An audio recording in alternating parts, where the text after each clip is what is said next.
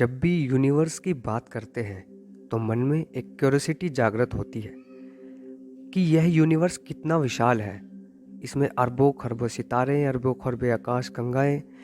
इसके ग्रहों की तुलना पृथ्वी की रेत से की जाए तो वह भी कम दिखाई पड़ते हैं। जस्ट इमेजिन, यह यूनिवर्स कितना बड़ा है।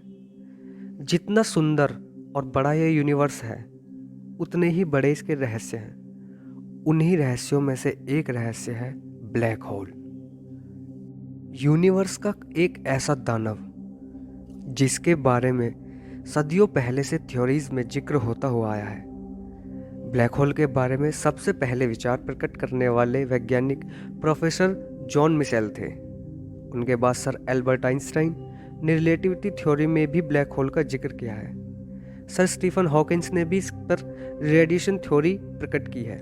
उस समय प्रोफेसर जॉन मिशेल और ऐसे ही कई वैज्ञानिकों की इन बातों को प्रधानता नहीं दी गई, लेकिन हाल ही में नासा द्वारा 10 अप्रैल 2019 को ब्लैक होल की पहली तस्वीर जारी की गई। यह जो आप स्क्रीन पर देख रहे हैं यह ब्लैक होल की रियल फुटेज है, जिसे इवेंट होराइजन टेलीस्कोप से कैप्चर किया गया था। यह पिक्चर M87 गैलेक्सी में स्थित एक सुपर मैसिव ब्लैक होल की है जो हमसे 53.5 मिलियन लाइट ईयर दूर है, जिसका मास हमारे सूर्य से 6 बिलियन टाइम्स ज़्यादा है।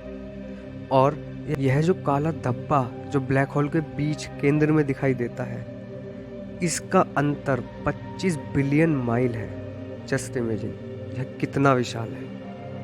यह पिक्चर आने के बाद पुरानी थ्योरीज अब सत्य होती दिखाई पड़ी है। यह यूनिवर्स का वह एरिया है जिसकी ग्रेविटेशनल पावर इतनी तीव्र है कि प्रकाश जैसी वस्तु जो कि यूनिवर्स की सबसे तीव्र गति करती है वह भी इसके प्रभाव से बच नहीं पाती।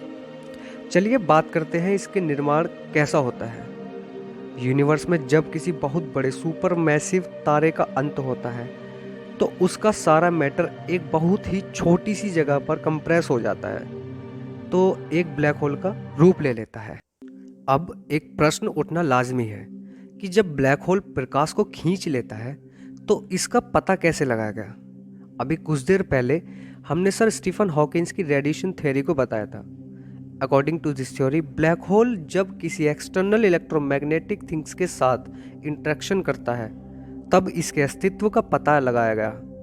दूसरे शब्दों में ऐसे समझे, ब्लैक होल किसी तारे को खा रहा होता है, यानी उसका मैटर ब्लैक होल के अंदर जा रहा होता है, तो कुछ एनर्जी फ्रिक्शन के कारण बाहर निकल जाती है और इंटरेक्शन के कारण तीव्र रोशनी निकलती है। रोशनी उस जगह पर ब्लैक होल होने का सबूत देती है, क्योंकि वहाँ बीच में एक डार्क ब्लैक एकदम काला धब्बा और उसके चारों ओर तीव्र रोशनी दिखाई पड़ती है, जिसे हम इवेंट होराइजन कहते हैं।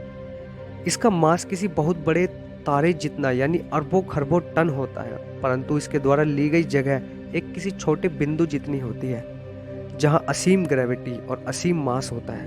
ब्लैक होल के मध्य भाग को यानी केंद्र को हम सिंगुलैरिटी कहते हैं। यहाँ आकर भौतिकी के नियम, सभी नियम टूट जाते हैं। अगर आप ब्लैक होल के सामने या नज़दीक हैं तो वहाँ टाइम बहुत स्लो हो जाता है ड्यू टू इन्फिनाइट ग्रेविटी।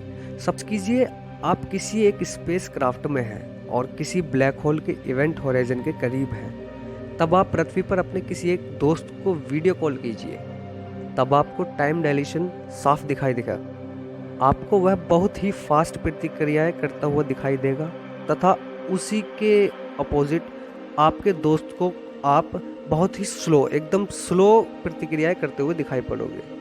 इसका कारण यह है कि हाई ग्रेविटी के कारण, मास और हाई डेंसिटी के कारण ब्लैक होल स्पेस टाइम में कर्व पैदा करता है। तो यह थी आपके लिए थोड़ी सी अलग वीडियो। ऐसी ही इंटरेस्टिंग वीडियोस के लिए द डाउट बर्नर को सब्सक्राइब करें, लाइक करें एंड शेयर करें, और जल्द ही हम ब्लैक होल पर एक और डिटेल्ड वीडियो लेकर आएंगे। धन्यवाद। जय हिंद, जय भारत।